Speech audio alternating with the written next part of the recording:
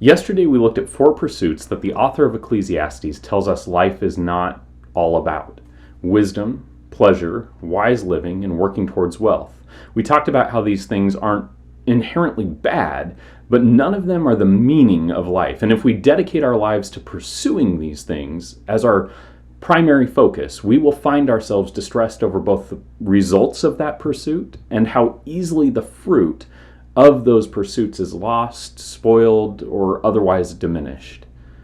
That said, the author of Ecclesiastes doesn't want us to ignore seeking wisdom or finding enjoyment or living wisely or even working hard. And in chapter 3, we find one of the most well-known passages of Scripture that expands on the idea of balance.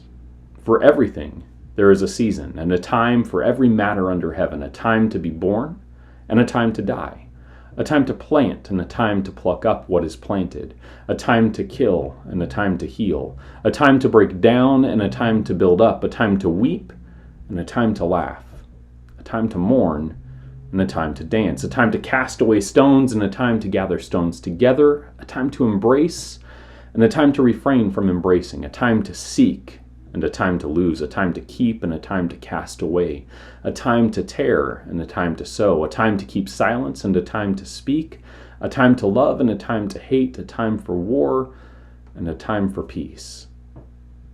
It's not an exhaustive list, but it is pretty comprehensive. It's also pretty catchy in its cadence. Of course, the teacher is more concerned that we understand the point of the poem than that we start singing it because it's a catchy folk number covered by the Byrds.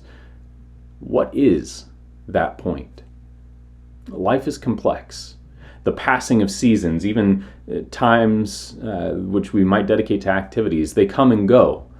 We can't control the seasons. So why would we think we can neglect the activity appropriate to the season we find ourselves in?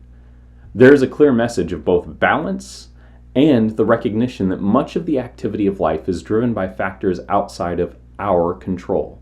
Too much of anything, even a good thing, is not just unhealthy, but actually inappropriate.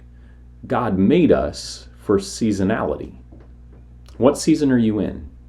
Are you avoiding the activity of life appropriate to that season? I love you, and today I pray that God would provide you guidance in your handling the things you commit your hands and your heart to. That requires us to recognize that we are not in control, and that God very much is.